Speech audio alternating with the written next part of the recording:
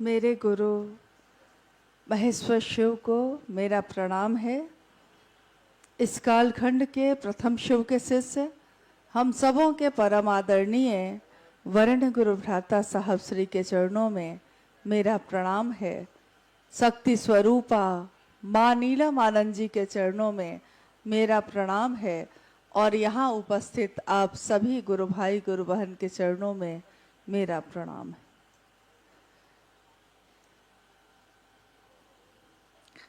महेश्वर शिव की असीम दया है हम सभी इस जीवन में शिव शिष्य बन सके। आज की इस कार्यशाला में विभिन्न बिंदुओं पे बातचीत हुई, बहुत सारे विषयों पे उसकी व्याख्या हुई। जितना भर हमारा सामर्थ्य है, निर्बल है तो निर्बल ही सही, जितना समझा है साहब से उतना ही सही, लेकिन जो साहब ने दिया है तो देने के साथ ये भी कहा सबको कि बांटना, अपने पास रख के इस जीवन से मत चले जाना। 26 अगस्त 2022 की शाम उपवन में साहब के साथ हम सब बैठे हैं और साहब कह रहे हैं कि कल जो 27 और 28 अगस्त की संगोष्ठी है उसमें आपको तो नमः शिवाय पे बोलना है। तो मैंने कहा कि जी। साहब ने कहा समझिए, पहले समझिएगा तब ना समझाइएगा। और साहब ने नमः शिवाय पे बोलना शुरू किया। इस बीच में जो साहब का भोजन बनाते हैं एक हमारे गुरु भाई विवेक जी, वो बीच में कुछ पूछने आए तो हिम्मत नहीं हो रही थी साहब के पास आने की, तो दूर से ही इशारे से मुझसे पूछ रहा था। तो थोड़ी देर के लिए तो ध्यान उधर चला गया। उसने इशारे से पूछा भोजन में क्या बनाए, और इस हमको बताना तो है, वो भी एक जिम्मेदारी है। उतनी ही देर बस नजर उधर गई और साहब बहुत तेज आवाज में उन्होंने कहा, 26 अगस्त 2022 की शाम की बात है ये।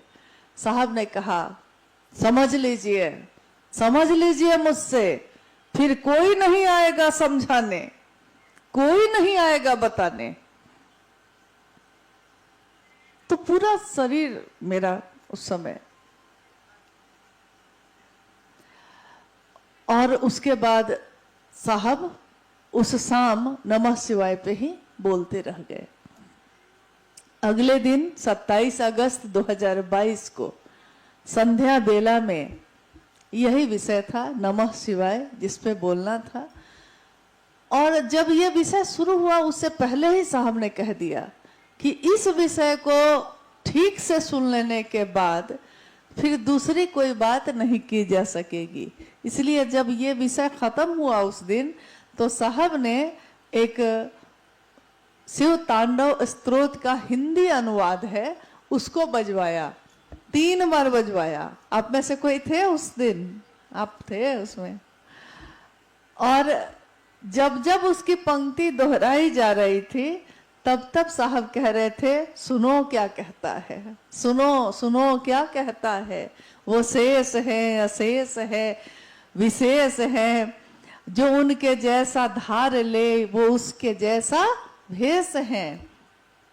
फिर साहब कहते हैं बीच में कि सुने, महादेव जैसा तुमको नहीं होना है, महादेव ही तुम्हारे जैसा हो जाता है। उसी के नाथ हो लिए जो उनके साथ हो लिया, उसी के हो गए वो जो कहा शिव शिवम शिव शिवम। तो उस शाम की वो बेला जो हमने गुजारी है अपने साहब के साथ, वो न जाने कितने जन्मों के लिए पर्याप्त है।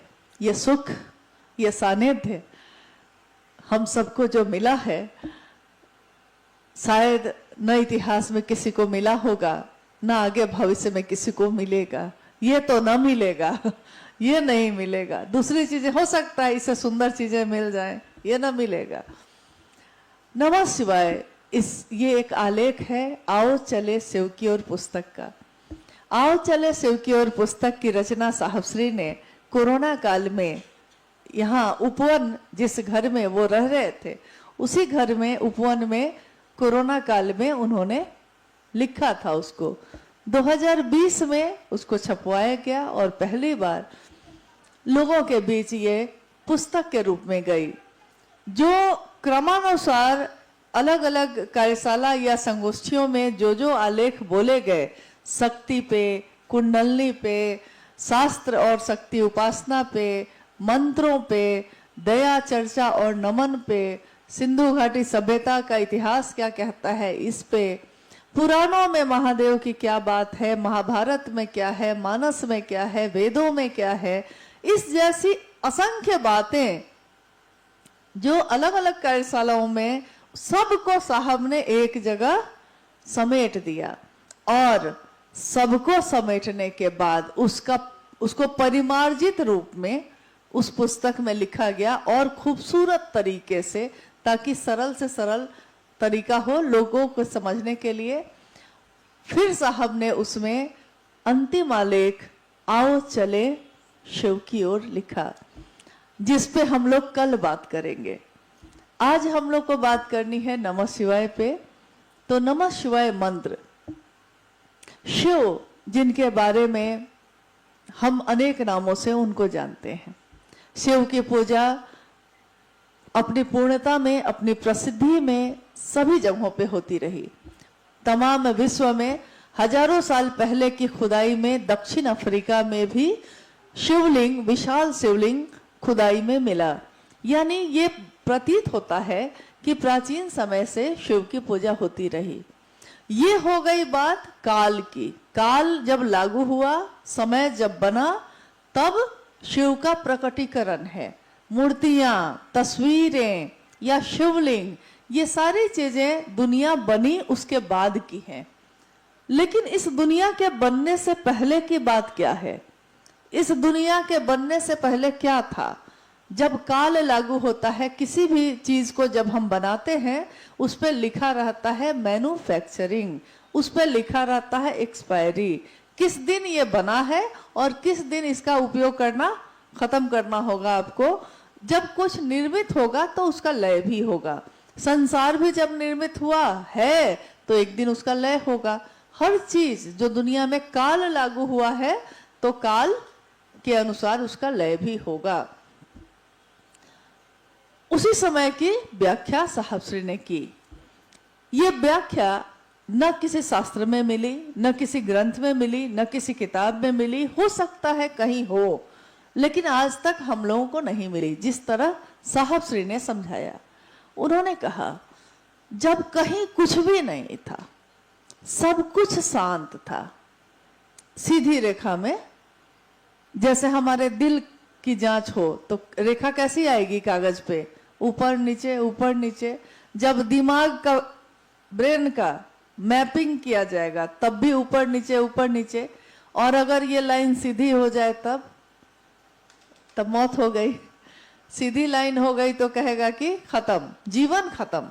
यानी जीवन नहीं है तो लाइन सीधी है, जीवन है तो उतार और चढ़ाव है। इसीलिए सुख और दुख भी है, नहीं है, सुख भी है तो दुख भी है। सुख नहीं है तो दुख का पता नहीं चलता, दुख नहीं है तो सुख की प्राप्ति समझ में नहीं आती। तो ऊपर और नीचे तरंगे, इसको कहा गया तरंग। तरंग मतलब ऊपर नीचे। जैसे ये बिजली भी जो है वो तरंगों में है। बिजली कैसे है? सीधी लाइन में नहीं है, वो तरंगों में ही है। कोई भी मशीन अगर चल रही है तो वो तरंगों में है। आपके हाथ में मोबाइल है, आप अपने बगल वाले के मोबाइल पे फोन लगाए हैं, लेकिन सीधी मतलब वहां से निकली हुई तरंग उस मोबाइल में सीधे नहीं जाती, यहां से निकलती है तो तरंगे पहले सैटेलाइट जो अंतरिक्ष में है वहां जाती है और वहां से फिर सामने वाले के मोबाइल पे आती है। लेकिन ये प्रक्रिया, पूरी प्रक्रिया इतनी तेज गति से होता है कि आप तो सिर्फ नंबर डायल किए थे और उसकी घंटी बजने लगी। कि जब मशीन की प्रक्रिया इतनी तेज हो सकती है तो जो अक्षय स्रोत हैं तंत्र मंत्र और यंत्र के, उनकी प्रक्रिया कितनी तेज होगी। इसलिए कहा गया शिव ही हमारी गति है। गति यानी हमारी जो स्थिति है और जो हमारा प्रवाह है, शिव ही है। तो जब कुछ भी नहीं था, तो जब कुछ नहीं था तो तरंगे नहीं थी, लेकिन शक्ति थी कि नहीं, ताकत थी कि नहीं, ताकत का प्रयोग नहीं किया गया, लेकिन ताकत है तब ना उसका प्रयोग कीजिएगा या नहीं कीजिएगा। बिजली है तब ना स्विच दबाइएगा तो ऑफ करिएगा या स्विच दबाइएगा तो ऑन करिएगा। बिजली तो उसमें है ही, आप ऑन करते हैं तो बल्ब जल गया, ऑफ कर दिए बल्ब बंद हो गया, लेकिन करंट तो उसमें है। इसलिए साहब ने उस पुस्तक में, इस आलेख में एक पंक्ति लिखी है, आवेश रहित आवेश। इस पे हम लोग बात करेंगे। तो पहले हम लोग बात कर रहे हैं कि जब काल नहीं था, जब दुनिया नहीं बनी थी, शिव ने इच्छा की, लेकिन इच्छा करने से पहले शिव अपनी समस्त शक्तियों के साथ सुसुप्तावस्था में है। सारी शक्तियां उनकी हैं, मतलब पूरी ताकत है, बिजली ही बिजली है, लेकिन ये बिजली कहाँ है? सोई हुई है, सुसुप्तावस्था में है, सोई हुई है। इसको बस जगाने की देर थी। शिव ने इच्छा की, एको हम बहुश्याम, मैं एक हूं अनेक हो जाऊं। हमारी इच्छा में भी बल है, लेकिन हमारी इच्छा के लिए हमको काम करना पड़ता है। इच्छा है मिठाई खाने की तो जाना पड़ेगा, खरीदना पड़ेगा। शिव की इच्छा में इतना बल है कि शिव ने इच्छा की और चीजें निर्मित होती चली गई, ब्रह्मांड निर्मित होता चला गया। ऐसे कितने ब्रह्मांडों की रचना उन्होंने की होगी, हम नहीं जानते।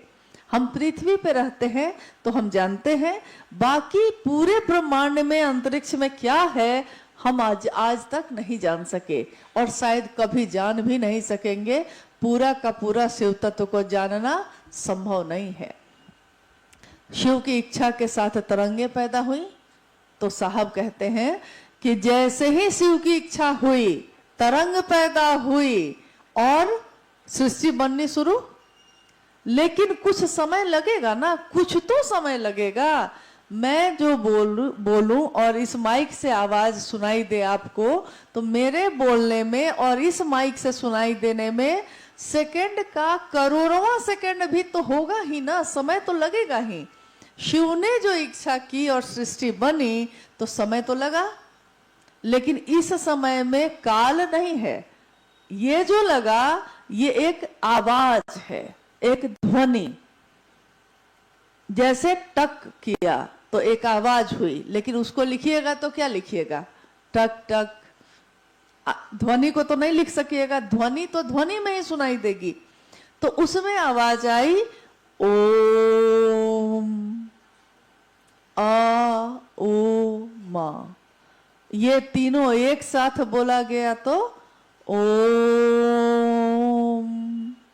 जब भी ओम का जाप किया जाता है तो देखिएगा कि कहा जाता है कि यहां से करिए, क्योंकि ये ध्वनि है, ये शब्द नहीं है। आवाज, आवाज मतलब सुनने की, जो आप बोलिएगा और कोई सुनेगा, ये एक ध्वनि है।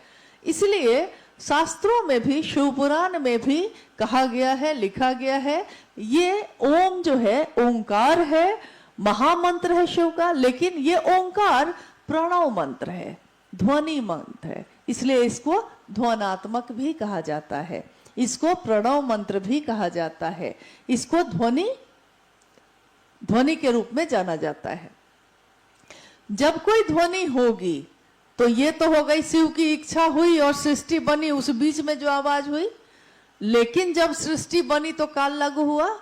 जैसे ही काल लागू हुआ तो सबसे पहले क्या बना?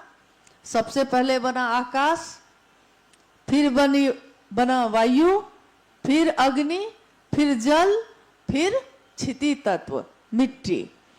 तो सबसे पहले क्या बना? आकाश। हमारी 5 ज्ञानेंद्रिय है जो काम करती है। 5 तत्व और 3 गुणों से ये शरीर जो बना है, इसमें 5 ज्ञानेंद्रिय काम करती है। हम छू सकते हैं। छू कर किसी चीज को जान सकते हैं, हम गंध के द्वारा किसी चीज को जान सकते हैं, हम कानों से ध्वनि सुनकर भी किसी चीज को जान सकते हैं, हम इन आंखों से किसी चीज को देख सकते हैं, और हम अपनी जीभ से किसी चीज का स्वाद ले सकते हैं। तो 5 ज्ञानेंद्रिय जहां काम करती है उसको कहा जाता है स्थूल। स्थूल यानी हर चीज, 5 ज्ञानेंद्रिय इस पे काम कर सकती। मिट्टी सबसे स्थूल मानी गई, मिट्टी क्षिति तत्व। लेकिन जैसे जैसे ऊपर का तत्व अब गया, तो मिट्टी से ऊपर जल है, तो जल में 4 ज्ञानेंद्रिय काम करती है, अग्नि में 3 ज्ञानेंद्रिय काम करेगी, वायु में 2 ज्ञानेंद्रिय काम करेगी, आकाश में 1 ज्ञानेंद्रिय काम करेगी, शब्द सुनना। तो ओम जो ध्वनि थी, जैसे ही आकाश बना तो ये ध्वनि शब्द में प्रकट हो गया। शब्द, ये शब्द क्या था? ओम का प्रकट रूप है नमः शिवाय। शब्द, पहला शब्द। साहब ने कहा कि आप सबने कहानी सुनी होगी दक्ष प्रजापति की, सबने सुना होगा। दक्ष प्रजापति के यहाँ यज्ञ हुआ, उसने महादेव को नहीं बुलाया, लेकिन माँ सती मानी नहीं, वो जिद करके चली गई।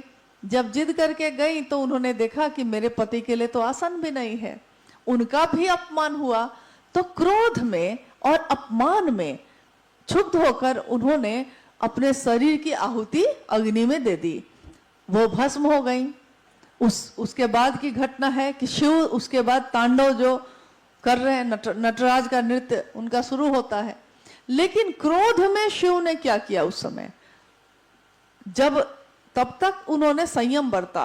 अभी भैया कह रहे थे ना कि संस्था न्यास की बात हो रही थी, जो हम लोग सुन रहे थे, कि तब तक कार्रवाई नहीं करेंगे जब तक बर्दाश्त किया जा सकता है, क्योंकि शिव बर्दाश्त करने की अंतिम स्थिति है। शिव अंत तक बर्दाश्त करते हैं, लेकिन जब अंत हो जाता है तो विध्वंस भी उतना ही भयानक होता है। इसलिए उनके रौद्र रूप का भी है। उनके आंखों के लाल होने का कारण मत बनिए, साहब ने कहा। वहां महादेव जब क्रोधित हो रहे हैं तो वो अपनी जटा को तोड़ते हैं और पटकते हैं। जटा को तोड़कर जब पटके हैं वो, तो कौन पैदा हुआ है? कहानी हाँ सबको सुने हैं, इसलिए पूछे। वीरभद्र। वीरभद्र को शिव का अंश भी कहा जाता है, शिव का अवतार भी लोग सामान्य भाषा में बोलते हैं। वीरभद्र पैदा हुआ। अब साहब पूछ रहे हैं, बताओ वीरभद्र जो पैदा हुआ तो उसने सबसे पहले क्या किया? तो वीरभद्र शिव से पैदा हुआ तो उसने सबसे पहले क्या किया? पैदा तो हो गया, शिव के सामने खड़ा है, अब क्या करेगा वो? सबसे पहले शिव को प्रणाम करेगा। शिव की इच्छा हुई, सृष्टि बन गई, तो सृष्टि सबसे पहले क्या करेगी? वो शिव को प्रणाम करती है। इसलिए नमः शिवाय शब्द शिव को प्रणाम करने का मंत्र है। ये शिव का प्राण मंत्र भी इसीलिए कहा जाता है क्योंकि शिव के प्राणों से ये निकला और पहला प्रकट यही हुआ। इसलिए शिव का प्राण मंत्र नमः शिवाय को कहते हैं। जितनी शक्तियां थी अव्यक्त थी, व्यक्त नहीं हुई थी। जैसे ही सृष्टि बनी शक्तियां व्यक्त हुई, इसलिए शक्तियां सृष्टि का संचालन करती हैं। हालांकि उनको बाद में देवी के रूप में पूजा किया, मूर्तियां बनी, तस्वीरें बनी, देवी का रूप बना, लेकिन प्रारंभिक समय में देवी का कोई रूप नहीं था, शिव की शक्तियों का कोई रूप नहीं था। इसलिए हमारे गांव में कुल देवता या कुल देवी आप देखिएगा कि पिंडी के रूप में होते हैं, मिट्टी के रूप में। पांचों ज्ञानेंद्रिय काम कर रही है मिट्टी के रूप में। और आज भी हमारे कुल देवता, कुल के लोग, यानी हमारे पूर्वज के पूर्वज के पूर्वज जिसकी पूजा करते रहे, वो पिंडी के रूप में है। बाद में जब कुछ लोगों ने अपने ध्यान, अपनी कल्पना के आधार पे तस्वीरें बनाई, तो तस्वीरों का प्रचलन बढ़ गया, लेकिन उन देवी देवताओं का पिंडी के रूप में पूजन आज भी होता है और लोग उतने ही लगाव के साथ करते हैं जैसे अपने घर के कोई हो, वैसे हम साथ ही रहते हैं। उससे पहले तो वो भी नहीं था। नमः शिवाय एक ऐसा मंत्र है, शिव पुराण जो कहता है नमः शिवाय एक ऐसा मंत्र है जिसका जप करने के लिए, जैसे हमारे आपके बीच इस बारे में भी बहुत जिज्ञासा होती है कि जैसे गुरु बहनें कहती हैं या गुरु भाई कहते हैं कि हमारे घर में किसी की मौत हो गई तो छूत का लग जाता है ना, कुछ दिनों का छूत लग जाता है, तो हम नमः शिवाय कर सकते हैं कि नहीं। कुछ घरों में जैसे जन्म होता है बच्चे का, उस समय भी सूतक लग जाता है, क्या क्या सूतक या छूत कुछ कहते हैं, तो वो लग जाता है, तो उस समय भी कहते हैं कि हम लोग पूजा पाठ नहीं कर सकते तो नमः शिवाय कर सकते हैं कि नहीं, शिव को प्रणाम कर सकते हैं कि नहीं, और अशुद्ध अवस्था में हम कर सकते हैं कि नहीं। बहुत तरह की चीजें गुरु भाई गुरु बहनों के मन में होती हैं। जब भी हम लोगों ने साहब से ये पूछा है तो उन्होंने हमेशा कहा कि किसी भी परिस्थिति में आप नमः शिवाय मंत्र का प्रयोग कर सकते हैं, और अगर शास्त्र के अनुसार भी आप जानना चाहते हैं तो उसमें यह है कि जब शिव पुराण ये लिखता है कि अगर ये सारा पूरा संसार धर्म से विमुख हो जाएगा, ऐसी स्थिति जब आएगी तब भी, और गुरु शिष्य परंपरा भी जाती रहेगी तब भी, नैतिकता का पतन हो जाएगा, पाप और अनाचार का बोलबाला हो जाएगा। जब दुनिया ऐसी होगी तो दुनिया के लोगों के सामने एक ही मंत्र, एक ही विकल्प बचेगा। वाक्य है विकल्प बचेगा, नमः शिवाय। ये कौन कह रहा है? शिव पुराण। और ये भी कह रहा है वो कि नमः शिवाय एक ऐसा मंत्र है जिसका प्रयोग कोई भी व्यक्ति किसी भी परिस्थिति में कर सकता है, किसी भी राशि, किसी भी नक्षत्र, दुख सुख स्थिति परिस्थिति, रात दिन कभी भी कर सकता है और किसी भी परिस्थिति में कर सकता है। यानी हम लोग नमः शिवाय कभी भी कर सकते हैं, इस पे कोई प्रश्न नहीं है। तो नमः शिवाय शिव को प्रणाम करने का मंत्र है, जो हमारा आपका तीसरा सूत्र है, शिव को प्रणाम करना। लेकिन साहब को शिव को गुरु मानने के बाद सबसे पहले वही मंत्र मिला था, और उसके बाद साहब ने नमः शिवाय सांस पे करना शुरू कर दिया था। उसके बाद साहब कहते हैं कि मैं जो सोचता था सो हो जाता था, हालांकि जो घटित होता था वो शुभ होता था, अच्छा होता था। तो हमारे आपकी सोच में बल है, शिव के शिष्यों में बल है, और शिव की इच्छा में बल है तो शिव के लोगों में भी बल है। क्योंकि मुझे कौन जानता था तेरी बंदगी से पहले, हमारे अंदर बल कहाँ से है? हमारा थोड़े ही है, महादेव ने दिया है। अरे महादेव तो मेरे बलवान है ना, हम निर्बल हो सकते हैं। बड़ा सुंदर एक भजन है ना कि हम तो दीन हैं आप बंधु हैं, लेकिन हम दोनों मिल जाते हैं तो दीन बंधु हो जाते हैं आप। हम पतित हैं आप पावन हैं, हम दोनों मिल जाते हैं, आप इस पतित को पावन करते हैं, लेकिन आप पतित पावन कहलाते हैं। तो महादेव की ऐसी ही महिमा है कि उनके गुरु स्वरूप से जब हम जुड़ाव करते हैं और शिव के प्राण मंत्र से जब शिव के शिष्य अपने गुरु शिव को प्रणाम करते हैं, तो ये प्रणाम अगर एक बार हो जाए, गर हो सके नमन तो सौभाग्य है हमारा।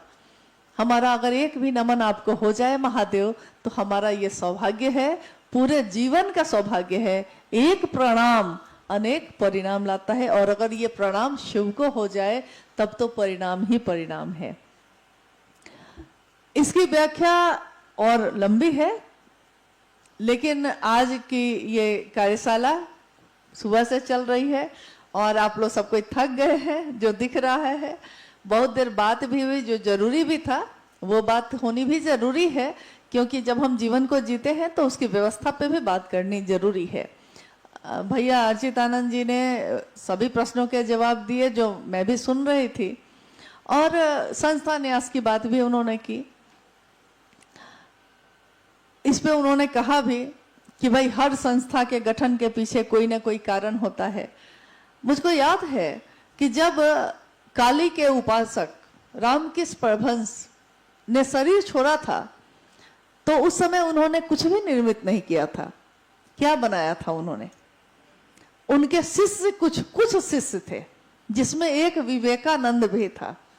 कुछ शिष्यों में एक शिष्य भी अगर सही निकल गया तो दुनिया आज जानती है कि उनका मिशन कहां से कहां पहुंचा है। शिव के शिष्य अगर ये समझ लेंगे कि साहब ने संस्था न्यास की स्थापना क्यों की, क्योंकि संस्था और न्यास का मूल उद्देश्य हमको जानना होगा। मूल उद्देश्य यही है इसका, शिव के गुरु स्वरूप की स्थापना जन जन में करना, इसमें अपना सर्वस्व देना होता है। हम ये नहीं सोच सकते कि हाँ हम आराम से रहेंगे और अगर समय बचेगा तो करेंगे, हमारे पास खाने को होगा बचेगा तो करेंगे गुरु के लिए। गुरु के लिए अगर कृतज्ञता है तो शिष्य ऐसा नहीं सोचता, क्योंकि जिस दिन ऐसा हुआ था तो विवेकानंद की शरीर से मुक्ति बहुत कम उम्र में हुई थी। उन्होंने भी परिकल्पना ही की थी। उनके जो गुरु भाई थे उन लोगों ने बाद में पहली बार बेलूर मठ बनाया था, हावड़ा में जो है। वहां के गुरु भाई होंगे, 4-5 गुरु भाई हैं, उन्होंने ही पुष्प सज्जा की है। आभारी हैं हम लोग। तो खैर ये हुआ। तो मैंने देखा कि वो तो कब के शरीर में नहीं रहे, लेकिन उनका मिशन आज इतने देशों में जा सकता है एक शिष्य के सही होने से। तो इतने करोड़ों शिव के शिष्यों में एक भी शिव का शिष्य सही नहीं है कि साहब का संदेश सभी देशों में क्यों नहीं जा रहा है। और हम लोग एक दूसरे की समीक्षा करते करते अपनी जो ताकत को व्यय कर रहे हैं, इससे बेहतर है कि हम अपनी ताकत को एक जगह लगाएं। आपने देखा होगा कि जब बड़े से बड़े चट्टान को हटाना होता है तो कभी कभी फिल्मों में भी देखा होगा, तो बड़ी बड़ी रस्सी लपेटी जाती है उसमें। ये तो लौकिक बात है, पहले की बात कहते हैं। समुद्र का मंथन हुआ था, एक आदमी से हुआ था वो, और उस मंथन में जो धूर विरोधी थे एक दूसरे के, कौन? देवता राक्षस के विरोधी, राक्षस देवता के विरोधी। लेकिन मंथन के लिए इतने बड़े पहाड़ पे एक सांप को लपेटकर उन्होंने सबने अपनी अपनी ताकत लगाई थी, तब ये काम हुआ था। एक व्यक्ति के लगाने से ये नहीं हुआ था। तो जब बड़ा काम हो तो सामूहिक प्रयास की जरूरत होती है। और अभी हम लोग जो नमः शिवाय की बात कर रहे हैं उसमें साहब ने एक वाक्य लिखा है। वाक्य तो बहुत सारे उसमें हैं, एक वाक्य है जो बहुत खूबसूरत है, जिसमें शिव से मिलन की बात है। मन जब सांसों के साथ नहीं चलकर मंत्र के चैतन्य में ठहर जाता है तो मंत्र के देवता से हमारा सानिध्य होने लगता है। यह वाक्य आपने पढ़ा होगा, इसकी व्याख्या सुनी होगी साहब से, शायद सुनी हो तो बताइए, सुनी है तो याद होगा। सुनना आसान है, उसको ग्रहण करना थोड़ा कठिन हो जाता है, उसी में हम लोग इधर उधर हो जाते हैं।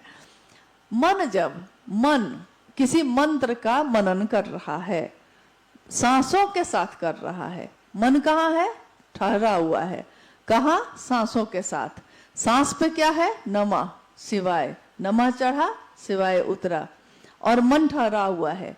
सांस पे नमः शिवाय चल ही रहा है कि मन उस मंत्र के देवता, नमः शिवाय मंत्र का देवता कौन है? महादेव। तो मन अब सांसों के साथ नहीं चल के, सांस पे नमः शिवाय चल रहा है, लेकिन मन वहां से कहां चला गया? मंत्र के देवता पे जाके ठहर गया। मंत्र के देवता है महादेव, मन वहां ठहर गया तो क्या हो गया? अब मंत्र के देवता शिव से सानिध्य होने लगता है और शरीर पर से उसका नियंत्रण खत्म हो जाता है। हम सबके जीवन में लौकिकता में कभी कभी ऐसा होता है कि हमारा मन जब हमारे शरीर के साथ नहीं रह के कहीं और चला जाता है। जैसे हम लोग कभी रोटी बना रहे हो और भाई की बीमारी की खबर आ गई है तो मन कहाँ चला गया? भाई पे। तो रोटी की जगह क्या रख दिए? हाथ पे। हाथ को कहाँ रख दिए? तावा पर। हाँ, चाकू से काट रहे थे सुपारी और ध्यान चला गया कहीं और। चाकू अब क्या काटा? हाथ। हमारे आपके साथ होता है ऐसा कि मन कहे कुछ देर के लिए हट जाता है तो शरीर पर से नियंत्रण खत्म। साहब के साथ ऐसा ही हुआ था महाशिवरात्रि में। इस घटना को आपने सुना होगा। महाशिवरात्रि में 27 अगस्त की चर्चा में भी साहब ने इस घटना को बताया है कि उस दिन शिवरात्रि थी और उनको आरती के लिए बुलाया गया, बार बार बुलाया गया। फिर मैं गई तब साहब उठ के आए। उन्होंने 4 थालियां चारों तरफ बढ़ा दी, लेकिन 5वीं थाली उनके हाथ में थी और उन्होंने कहा कि यार मैं या तो काम करता नहीं हूं, काम करना मुझको पसंद नहीं है, लेकिन अगर करना ही पड़ता है तब तबीयत से करता हूं। जब करना तय है तब अच्छा से अच्छा करिए, सुंदर से सुंदर करिए। तो उन्होंने कहा कि जब थाली आ ही गई तो महादेव से बात करने लगा। परमेश्वर जी जो गुरु भाई हैं, इनको काम मिला था कर्पूर गौरम गाने का, आरती गाने का। तो ये साहब इन पे गुस्सा में बोले आरती शुरू करो। तो ये जल्दी जल्दी कर्पूर गौरम करुणावतारम शुरू कर दिए। साहब के हाथ में थाली है। अचानक जब जैसे ही आरती खत्म हुई, हम लोग सब आरती कर रहे हैं तो महादेव को देख रहे हैं, और जैसे आरती खत्म हुई तो थाली रखने लगे, तब तक देखते हैं कि साहब की आंख बंद है, पूरा शरीर ऐसे से कांप रहा है, हाथ से लग रहा है थाली अब बस छूटने ही वाली है, कि तब तक जल्दी से अनु भैया थाली को पकड़ लिए। तो साहब को झटका लगा तो आंख खुल गई उनकी। तो उन्होंने कहा क्या हुआ? बाद में जब हम लोग बैठे तब उन्होंने कहा कि उस समय मुझको क्या हुआ था। जिस दिन ये पंक्ति उन्होंने पहली बार कही, शिवरात्रि के खत्म होने के अगले दिन चर्चा में, उन्होंने कहा कि उस समय मेरे शरीर की दशा वही हो गई कि मेरा मन सांस के साथ नहीं चलकर अब कहाँ चला गया? शिव के पास। और मैं बात करने लगा। बात भी करूंगा तो क्या करूंगा? मैंने शिव से कहा, अपने गुरु से कहा, ये जो आपके नाम की गूंज उठ रही है, मैं चाहता हूं कि आपके नाम की ये गूंज पूरी दुनिया में उठे। ये हरा भोला हरा शिवा जो गूंज है, ये पूरी दुनिया में उठे, ये मैं चाहता हूं। लेकिन तुरंत साहब ने कहा, मुझको तुरंत दिमाग आया, ये जब होगा तो मैं देखूंगा कि नहीं, मेरा देखना भी तो जरूरी है। तो उन्होंने कहा, तुरंत मैंने एक वाक्य उसमें लगा दिया, और मैं इसका साक्षी बनूं। तो साहब हम जब भी जो भी करते हैं ना, साहब उसके साक्षी रहते हैं, क्योंकि उन्होंने अकारण कोई बात कभी नहीं कही, जो कहा सो हुआ है। तो इस तरह के बहुत सारी पंक्तियां नमः शिवाय के आलेख में हैं, जिसको अगर पूरे एक एक पंक्ति की व्याख्या की जाए तो पूरा दिन निकल जाएगा, खत्म नहीं होगा। इसलिए है जरूरी कि कुछ बात कम रही जाए, ताकि अगली बार भी फिर से मुलाकात करने का मौका मिले और उसमें हम और आगे की बात कर सके। कल हम लोग और विषयों पे, कुछ विषयों पे बात करेंगे, और इस विषय पे भी कि साहब शिव के से साहब हरिंद्रानंद जी की उपस्थिति इस विश्व में जो हुई है, क्यों हुई, कैसे हुई, और इसके पीछे महादेव का क्या उद्देश्य है। क्योंकि हम अपने उद्देश्य की बात करते हैं, साहब के उद्देश्य की बात करते हैं, लेकिन महादेव ने जिसको चुना है, हमको आपको नहीं चुना, हमको आपको साहब ने चुना। लेकिन शिव ने जिसको चुना है, अकारण तो नहीं चुना है। क्यों चुना आखिर, इसके पीछे क्या घटित होना बाकी है और क्या होगा, इसके बारे में भी हम लोग कल बात करेंगे। कुछ गुरु भाई गुरु बहन, कुछ जिले के गुरु भाई गुरु बहन जो 5-5 मिनट बोल सके और कुछ जिले के नहीं बोल सके, उनसे हम लोग कोशिश करेंगे कि कल वो लोग अपनी बात रखें। और कल माइक भी दी जाएगी, ताकि आप अगर कुछ भी बोलना चाहें तो जरूर बोलिए, क्योंकि हमारी बातचीत ही हमारा परिमार्जन करती है। हम आपसे कुछ सीखते हैं, आप हमसे कुछ सीखते हैं। चर्चा परिचर्चा में परिणत होती है, तभी इसका परिणाम भी होता है। चलिए हम सभी अपने गुरु महादेव को, अपने साहब दीदी को प्रणाम करते हुए आज के लिए शुभ रात्रि कहते हैं। आप भोजन करिए और आराम करिए, कल फिर मुलाकात होगी। आप सभी के चरणों में प्रणाम।